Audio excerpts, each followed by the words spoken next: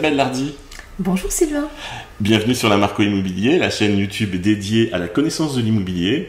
Alors aujourd'hui c'est un grand jour pour moi parce que pour la première fois, j'organise des interviews sur les métiers de l'immobilier. Alors ça va être des conversations immobilières et on va faire découvrir à nos youtubeurs en fait quels sont les métiers qui gravitent autour de l'immobilier. Donc toi Isabelle, tu es conseiller ou conseillère en immobilier? Comment on dit? On dit un peu comme tu veux, mais on va dire conseillère immobilier. Alors Isabelle Lardy, conseillère en immobilier, merci d'être venue. Merci à toi de m'avoir invité et je suis très flattée d'être la première interview. Oui, alors pour ceux qui ont suivi mes vidéos précédentes, en fait, on a vu que moi je suis pas un vendeur de rêve. Donc moi j'ai démontré, chiffres à l'appui, qu'on ne peut pas vivre de ces investissements locatifs. Au bout de quelques années, c'est un peu plus compliqué que ça. Après, il y a la solution marchand de biens, donc qui est quand même assez technique. Et puis, vivre sans travailler, c'est pas très intéressant. Alors, Stéphane Plaza a complètement vulgarisé le monde de l'agent immobilier. Ça donne vraiment envie quand tu le vois parader à la télé. C'est vraiment le monde des bisounours, mais je pense que c'est pas tout à fait ça. C'est pas tout à fait ça. Voilà, c'est pas que ça. C'est aussi ça, c'est parfois ça, c'est heureusement parfois ça, mais c'est pas que ça. D'accord. Donc tu vas nous dévoiler les secrets des agents immobiliers si tu le veux bien. Donc toi, tu travailles à Paris, en plein cœur du 16e arrondissement, dans le quartier très chic de la Muette. Oui, c'est ça. Très bien. Alors dis-moi, en fait, Isabelle, comment est-ce qu'on devient agent immobilier? Alors moi, en l'occurrence, c'est une reconversion. C'est souvent le cas dans le cadre des agents immobiliers. Ce qui est bien, c'est que ça permet à tes auditeurs de pouvoir éventuellement se projeter aussi. Alors moi, je suis rentrée dans le milieu de l'immobilier un peu par hasard, simplement parce que j'ai eu à vendre des appartements pour ma famille, voilà. Et j'ai rencontré les agents immobiliers, j'ai mis mon appartement en agence. L'agence ne l'a pas vendu et c'est moi qui finalement l'ai vendu toute seule.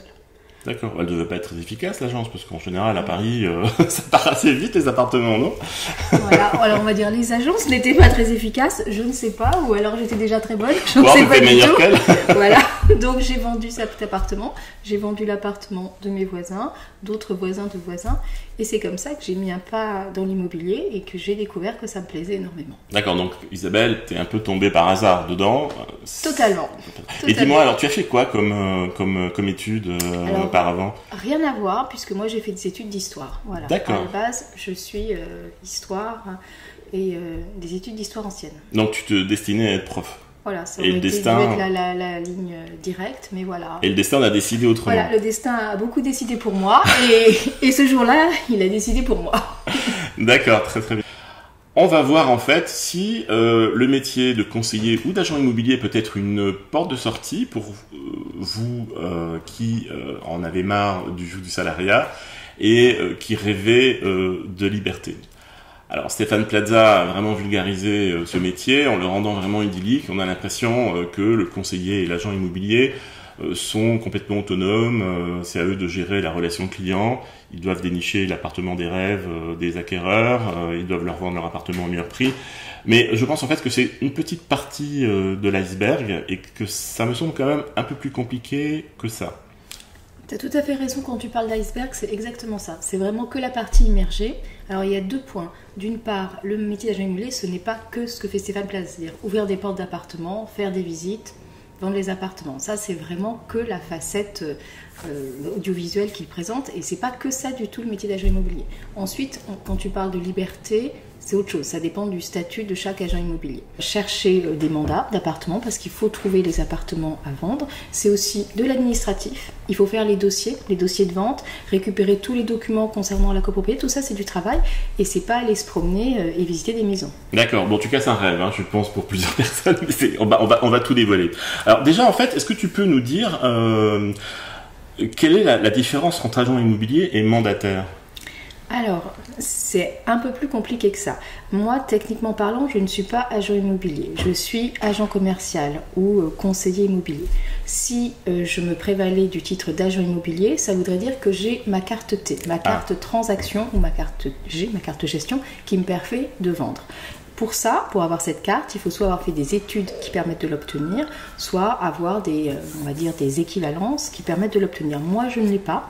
Je ne suis donc que agent commercial, je ne suis techniquement pas agent immobilier. Je ne peux pas actuellement ouvrir une agence diriger une agence à mon compte. D'accord. Je dépends de la carte T, en l'occurrence de mes directeurs, puisque j'ai plusieurs directeurs. Donc alors pour résumer en fait, donc toi tu es conseiller en immobilier, tu n'as pas le statut d'agent immobilier parce que tu n'as pas la carte T. Exactement. Alors cette carte T, tu l'as dit en fait, elle s'acquiert à partir avec un diplôme, voilà, un BTS, un DUT. Exactement, un BTS immobilier. D'accord. On peut aussi avoir des équivalences en fonction des études qu'on a fait. Si on a fait des études de commerce, on peut avoir des équivalences et obtenir la carte T. Pour moi, j'ai fait des études d'histoire, il n'y a pas d'équivalence. Pas de chance. Pas de chance. Et oui, voilà. Des études de droit, c'est tout aussi possible. D'accord. Voilà. On peut avoir une licence de droit, avoir une carte T. Ensuite, on peut l'obtenir en étant salarié dans une agence immobilière pendant 3 ans. 3 ans. Voilà. Dans 3 ans de salariat, alors déjà en fait on va voir en fait que le statut de salarié n'est pas évident parce que tout le monde ne l'a pas. La plupart des agents et des conseillers ne l'ont pas. Exactement. On va voir. Donc c'est 3 ans de salariat, tu as la carte T. Voilà. On peut aussi l'obtenir en faisant, en reprenant des études, en obtenant son BTS ou en faisant une VAE, une validation des acquis et de l'expérience. C'est un examen à passer, voilà. D'accord. Mais la carte T, on ne peut pas l'obtenir en s'inscrivant sur un registre. Est-ce que tu peux nous expliquer la différence entre un agent / conseiller immobilier et un mandataire immobilier ?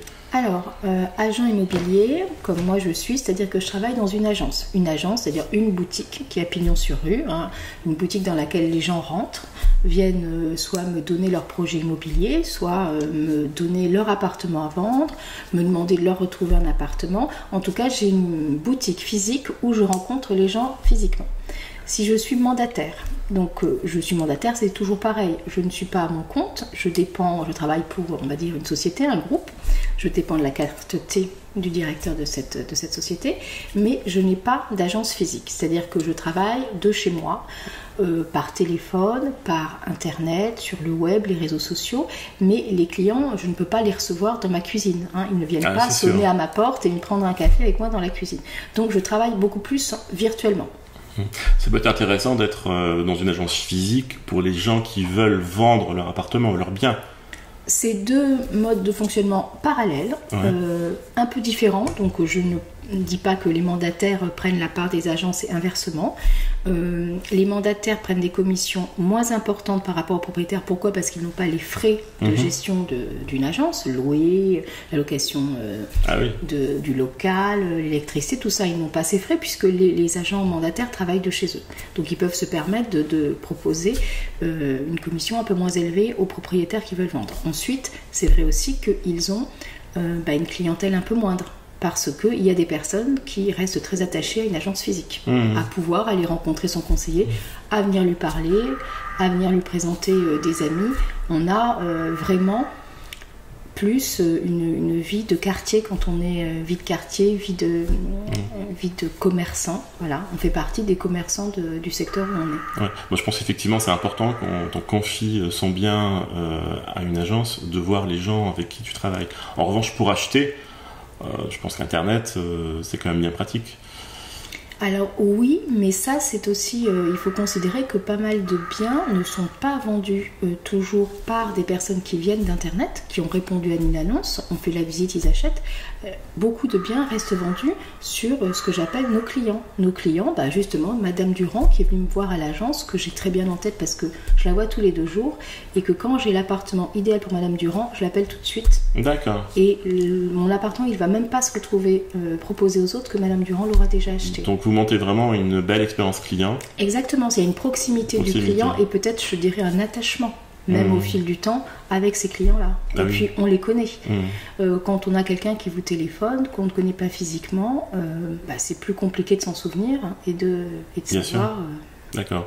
Et je pense aussi, en fait, un avantage d'être dans une agence, c'est l'encadrement, l'échange avec les collègues. Tu n'es pas tout seul chez toi. Je ne vais pas dire que c'est mieux ou moins bien qu'un mandataire. C'est 2 choses différentes. Moi, j'ai hésité. J'ai fait le choix d'être en agence parce que moi, j'ai besoin de ce contact. J'ai besoin du contact avec mes collègues. Voilà, j'ai besoin de travailler en groupe avec d'autres personnes en équipe. Mandataire, c'est un travail beaucoup plus solitaire chez soi. C'est pareil, il faut chercher ses mandats tout seul, chercher ses clients tout seul. On est un peu livré à soi-même. On a une formation, hein. Les groupes de mandataires proposent des stages, des formations à leurs agents. Ce qu'on peut dire, en fait, c'est que le mandataire est rattaché à une structure. Il est rattaché à une structure. Mais au quotidien, il ne peut pas se retourner vers son collègue en lui disant « Sylvain, excuse-moi, mais est-ce que tu te souviens quelle est l'année de construction de cet immeuble ?» par exemple. Ok. Bon, il y a les groupes Facebook. Exactement. Et dis-moi, Isabelle, en fait, sans aller trop dans le détail, quels sont les principes de rémunération d'un agent immobilier? Alors, donc on en a un petit peu parlé tout à l'heure. Soit on peut être salarié, c'est-à-dire que on touche un salaire par mois et on fait son travail. C'est pas très souvent le cas pour les agences parce que ça fait un coût très lourd et c'est difficile. Parce qu'ils ont les charges à payer aussi. Exactement. En sachant que, le revenu des agences immobilières est variable. Il y a des mois où on vend beaucoup, d'autres mois où on vend moins. Ce n'est pas. J'imagine qu'au mois d'août à Paris, il ne doit pas y avoir grand-chose. C'est pas très actif. Ensuite, on peut être en avance sur commission. C'est un statut un petit peu à mi-chemin. C'est-à-dire qu'on touche un fixe. Et les commissions qu'on a sur les ventes servent à rembourser le fixe. D'accord. Donc ça, c'est un statut de VRP. Et la plupart, comme moi, des agents commerciaux ont un statut d'agent commercial, c'est-à-dire qu'ils touchent un pourcentage des commissions. C'est-à-dire que si on vend un appartement avec une commission de X euros, je toucherai un pourcentage de cette commission.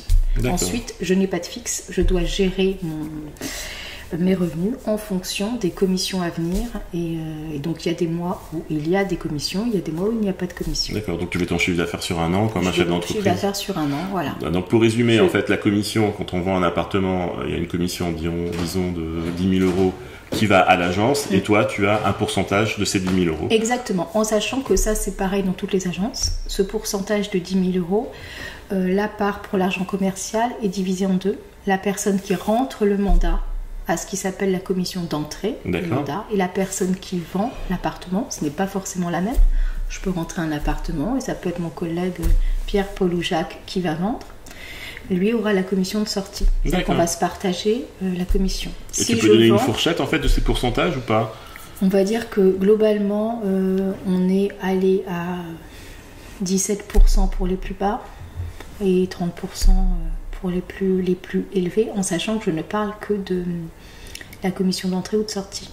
D'accord, ça se donne une idée en fait. Ça se multiplie par deux si on fait l'entrée et la sortie d'un mandat. Et j'imagine qu'un mandataire, effectivement, c'est pas du tout les mêmes pourcentages. Voilà, parce que les frais de structure sont moindres. Un mandataire a une beaucoup plus grosse part de la commission d'agence pour lui parce que l'agence, entre guillemets, n'a pas de frais à payer fixe. Peut-être en fait qu'à partir d'un certain nombre d'années d'expérience, l'agent commercial peut se dire je suis capable d'être mandataire avec mon réseau de clients pour faire plus d'argent. Effectivement, c'est ce que pas mal d'agents commerciaux font. Je le déconseillerais vraiment à la personne qui veut passer de, je sais pas, un boulanger de commencer en étant mandataire. Je le conseillerais quand même vraiment de commencer par le terrain parce que être dans une agence immobilière, c'est être au quotidien dans l'immobilier. Quand on travaille de chez soi, il y a des jours où on va travailler, puis il y a des jours où on va regarder le match de Roland Garros. Je comprends. Et dis-moi Isabelle, alors, quelle est la qualité première d'un agent immobilier quand on n'a pas cette qualité, on ne devrait pas y rentrer. Par exemple, moi, je pense en fait au relationnel. C'est exactement ça. Si on n'aime pas les gens, si on n'aime pas rencontrer des gens différents tous les jours, des mauvais coucheurs, des gens de mauvaise humeur, des gens adorables, tout le panel de gens qu'on peut rencontrer qui existent dans le monde, c'est pas la peine. D'accord. Donc si on est un homme de dossier, si on est un matheux, si on n'aime pas trop le relation, c'est un métier qui est un peu compliqué. Donc c'est un métier avant tout relationnel. Et ça, Stéphane Plaza le montre bien en fait dans ses vidéos. C'est essentiellement du relationnel qui montre. C'est du relationnel, c'est quand même de la psychologie aussi. Oui, bien sûr. Voilà, c'est aussi de l'écoute. Beaucoup d'attention à porter au client parce que le client, devant vous, il est en train de vous dire quel est l'appartement que vous allez pouvoir lui vendre. Il faut l'écouter, le comprendre, parfois le conseiller parce que vous allez lui présenter un appartement, c'est pas du tout les critères qu'il vous a donnés et pourtant vous savez que c'est pour lui. Et si vous êtes un bon agent immobilier, ça va être l'appartement qu'il va choisir. Tout à fait. Donc l'agent immobilier est là pour rassurer, pour conforter l'acheteur ou le vendeur qui ne fait pas un mauvais choix. Et c'est difficile parce que vous êtes entre les deux. C'est pour ça qu'on est conseiller immobilier. Avant tout, on est là pour conseiller, pour apporter, pour aider. Et donc, on a abordé un peu la partie formation qui est importante en fait quand tu rejoins une enseigne. Quelles sont les formations que tu as pu avoir quelles sont les principales à avoir Alors, déjà, bon, moi je fais partie je suis dans une agence qui fait partie d'un groupe. D'accord? Donc mon groupe nous forme. On a des formations au siège du groupe, des formations juridiques, financières. Par exemple, la dernière en date, c'était la fiscalité immobilière, donc un sujet que tu connais très bien. Oui. C'est pas la peine de te former, tu vois mes vidéos. Exactement, moi je n'y suis pas allée. Tu m'avais déjà formée. Merci Isabelle. Donc on a déjà le groupe qui nous forme. C'est vrai que la première des formations, pour moi, c'est le terrain. Oui. C'est travailler au quotidien avec voilà, mes différents directeurs, puisque j'ai travaillé dans 2 agences différentes, m'ont formé. Et c'est le terrain. Ensuite, on peut aussi se former un peu par soi-même, apprendre les bases de l'immobilier, un peu de droit, de juridique. On a quand même tout un travail qui concerne le dossier de vente chez le notaire, donc il y a quand même des connaissances à savoir sur le droit immobilier, les documents juridiques qu'il faut fournir lors d'une vente. En fait, c'est compliqué ça, parce que la législation française n'arrête pas de changer. Oui. Notamment en immobilier, en fait, mais ça change, mais j'ai l'impression que ça change tout le temps. Ça change tout le temps et sur plein de points. Voilà, aujourd'hui, c'est le diagnostic technique, par exemple. Ah oui, alors, justement, c'est ce que j'allais dire. Voilà, là, c'est vraiment la catastrophe en ce moment. Oui. Et on sait que ça va changer, puisque ça va encore changer. Ce qu'ils font, c'est pas bien. C'est une catastrophe et c'est une catastrophe et ça pose problème. Bah oui, ça bien pose sûr. Problème. Parce qu'aujourd'hui, en fait, ils sont plus enclins à mettre des notes de type G et à refaire tout, pour faire travailler les entrepreneurs. Enfin bon, c'est très bizarre.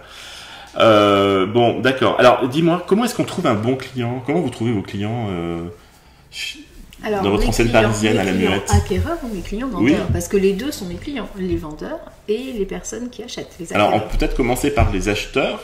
Moi, je suis souvent du côté des acheteurs en tant qu'investisseur et en tant que marchand de biens.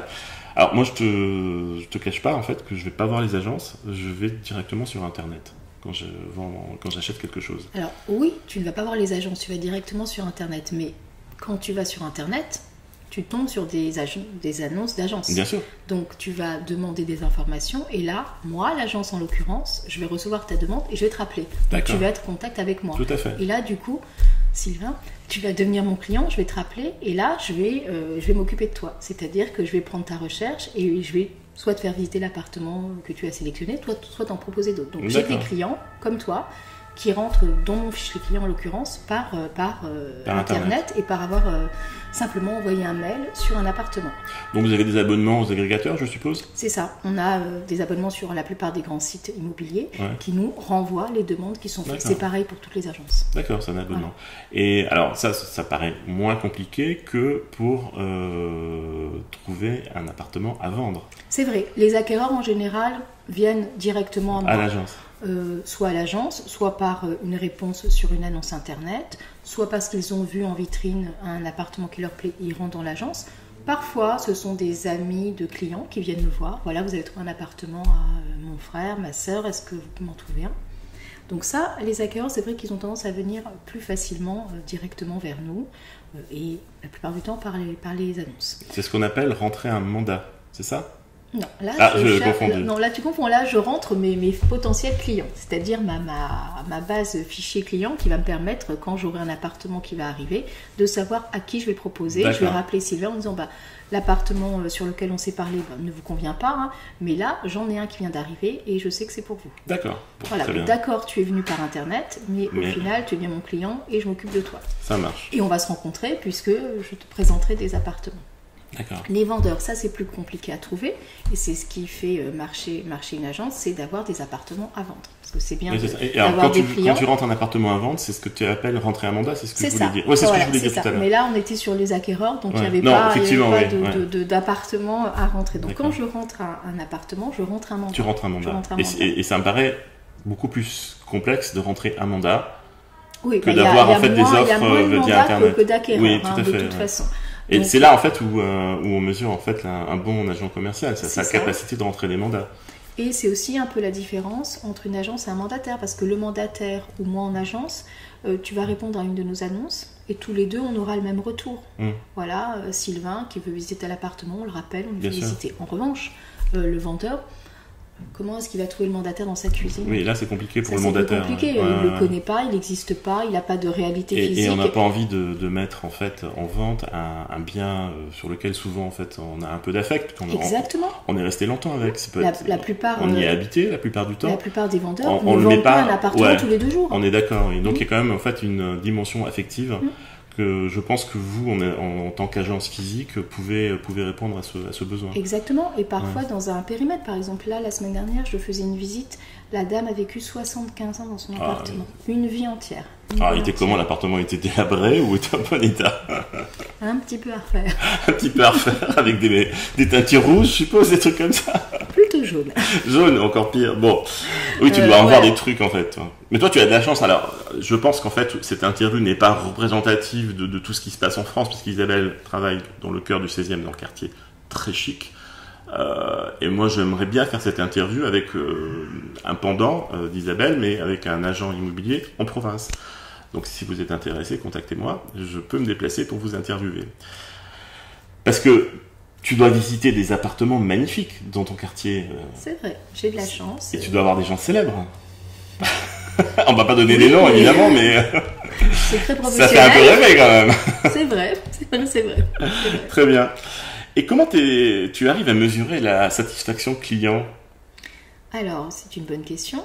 Bon, d'abord, souvent ils me le disent, voilà, qu'ils sont contents de moi, que j'ai fait un bon travail, que je leur ai trouvé l'appartement ou que je leur ai très bien vendu leur appartement. Parfois, du coup, si c'est un appartement à vendre, ils vont peut-être m'en donner un second, donc j'aurai la preuve que j'ai bien travaillé, qu'ils sont satisfaits de moi puisqu'ils me donnent à nouveau un appartement à la vente. On leur demande aussi, s'ils sont satisfaits, de répondre à un questionnaire à la fin de nos ventes. Ça permet d'avoir un avis sur Internet et nous on a des avis certifiés, c'est-à-dire que c'est un organisme qui va récupérer les avis de nos clients, donc ça ne sera pas des avis un petit peu, on va dire bidonnés ou de convenance qu'on trouve parfois sur Google. Voilà, oui, et puis un avis négatif, c'est aussi un moyen de se perfectionner. Tout à fait, on n'a pas les critiques sont très constructives.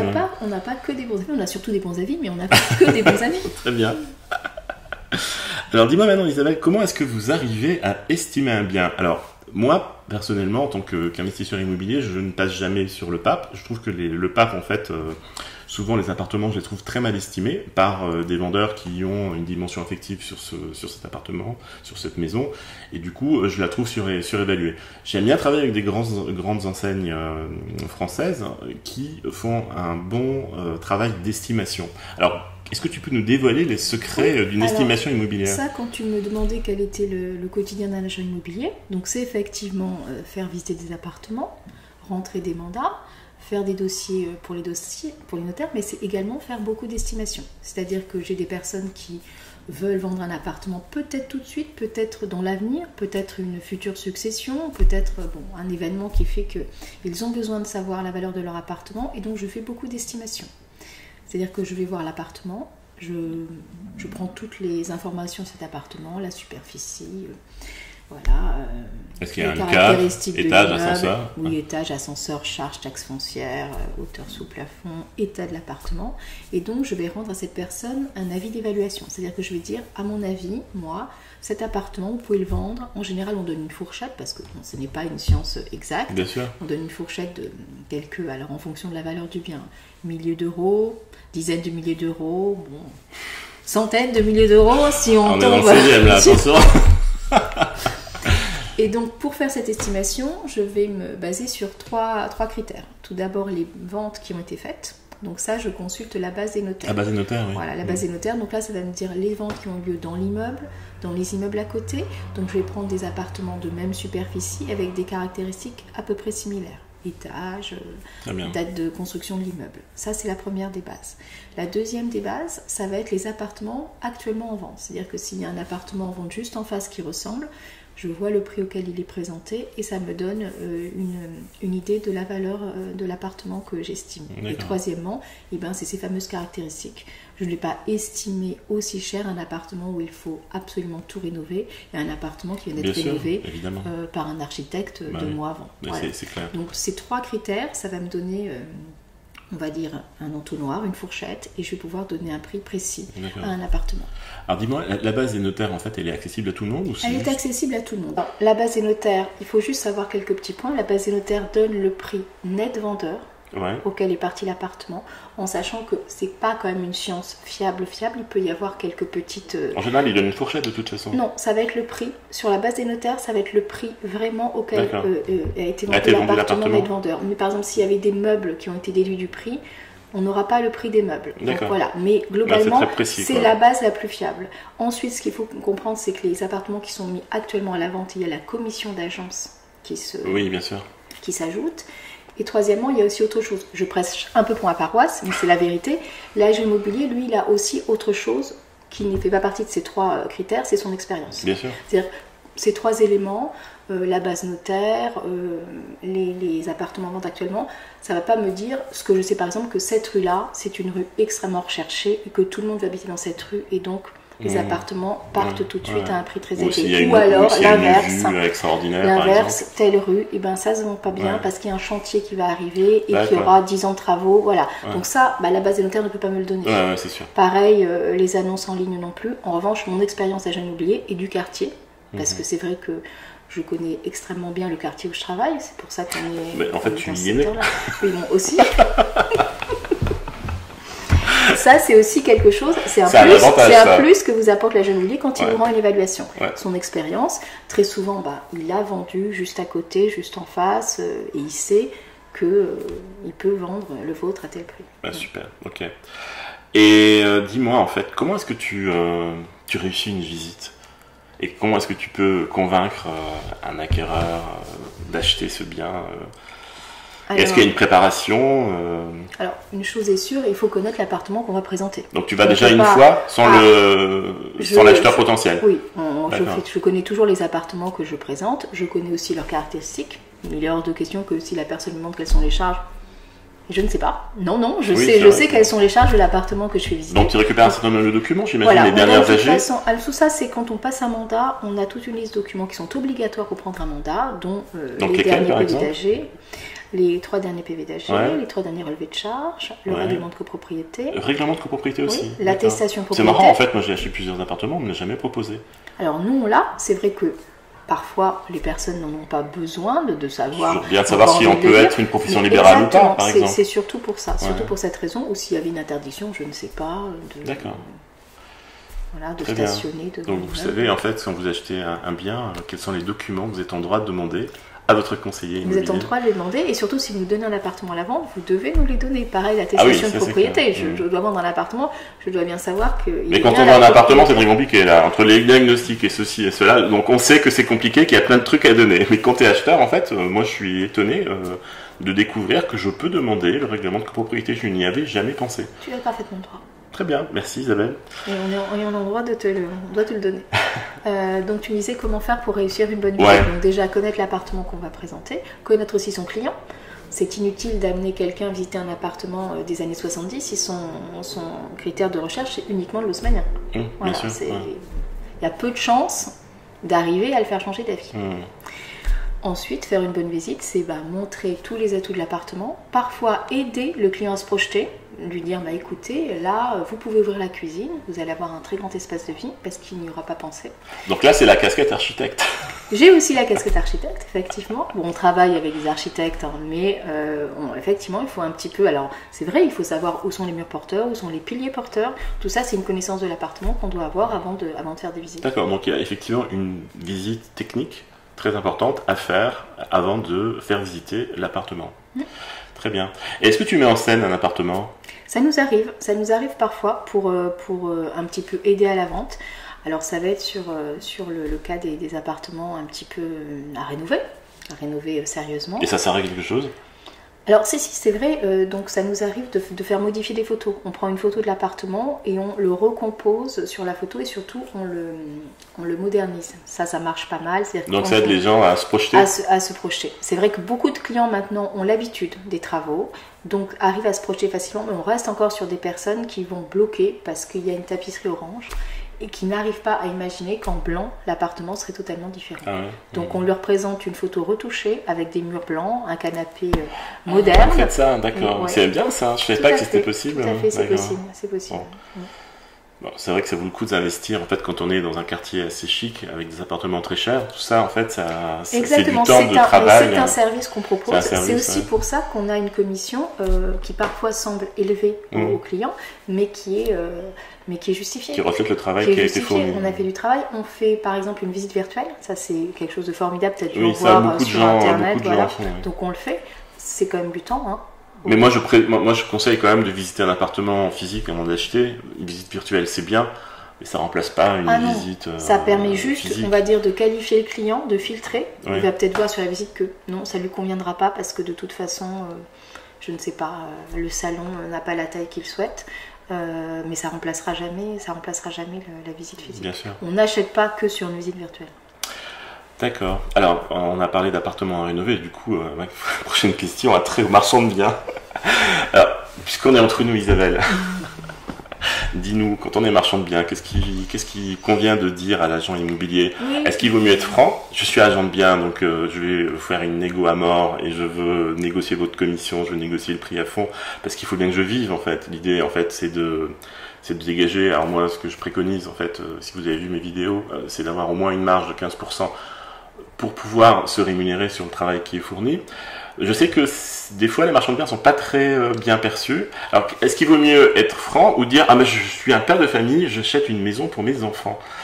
Alors c'est original comme idée, pourquoi pas. Alors c'est vrai que moi je suis en rapport avec des marchands de biens, j'en ai encore eu un il n'y a pas très longtemps dans mon agence qui est venu s'asseoir en me disant voilà, je suis marchand de biens, j'achète pas plus de temps au mètre carré.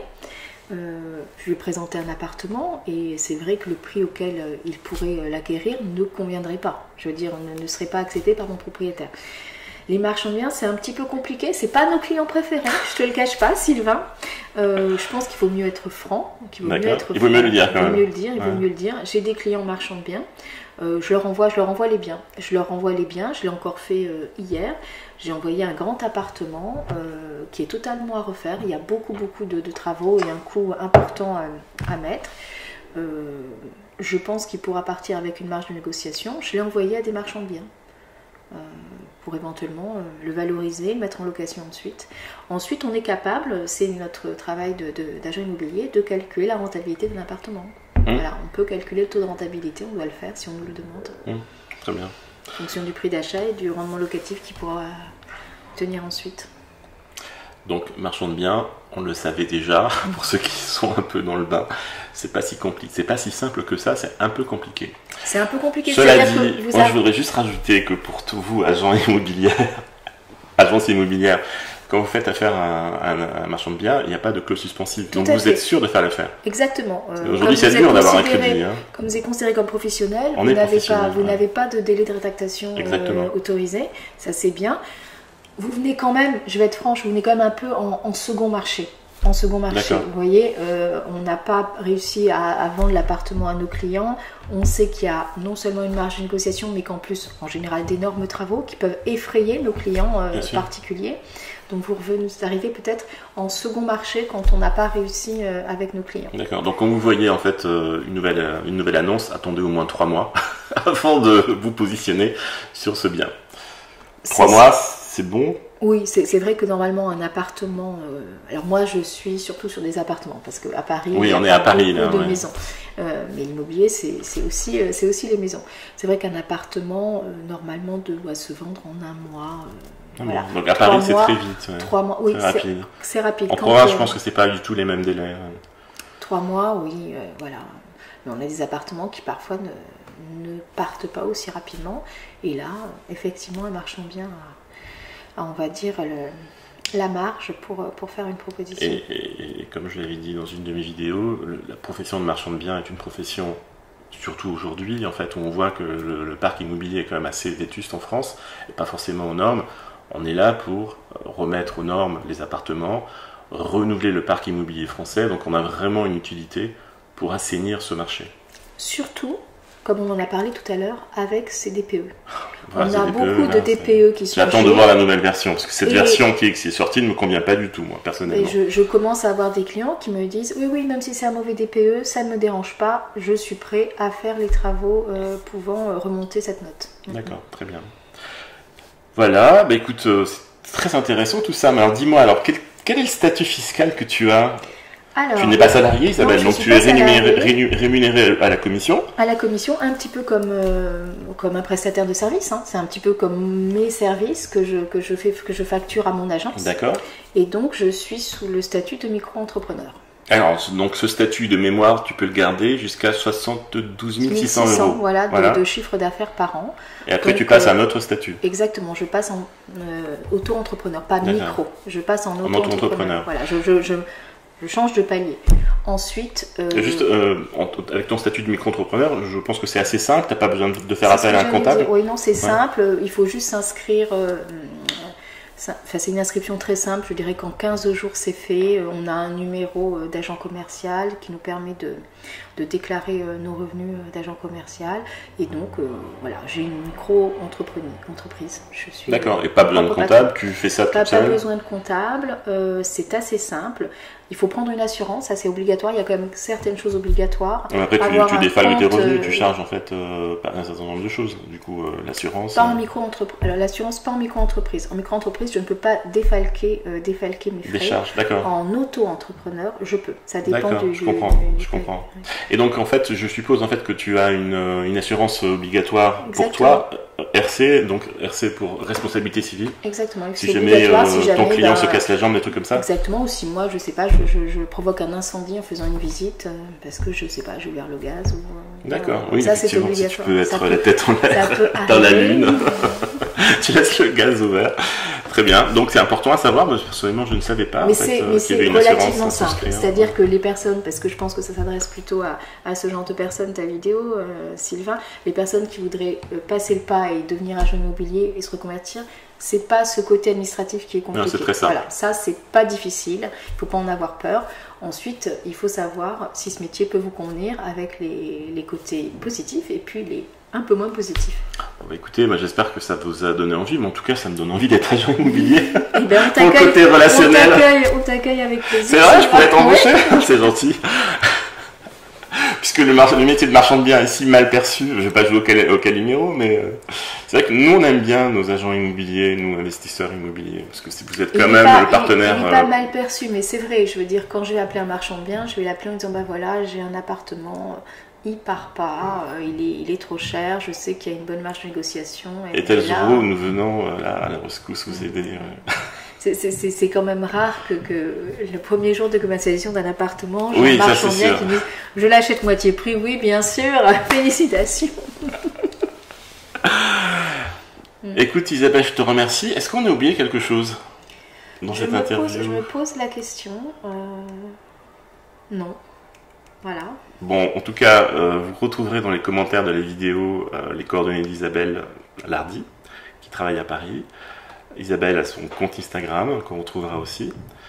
Et si vous avez des questions supplémentaires, je pense que vous pourriez les poser directement sur son compte Instagram. Avec plaisir. Voilà, dans une forme de cette communauté d'entraide. Merci mille fois Isabelle, c'était un plaisir de t'interviewer. Je suis vraiment content d'avoir commencé ces conversations immobilières avec toi. Ben moi, ça a été un plaisir, Sylvain. À Merci. bientôt. À bientôt Isabelle. Si la vidéo t'a plu, abonne-toi. Retrouve-moi sur Instagram à Lamarco Immobilier et like la vidéo. À bientôt.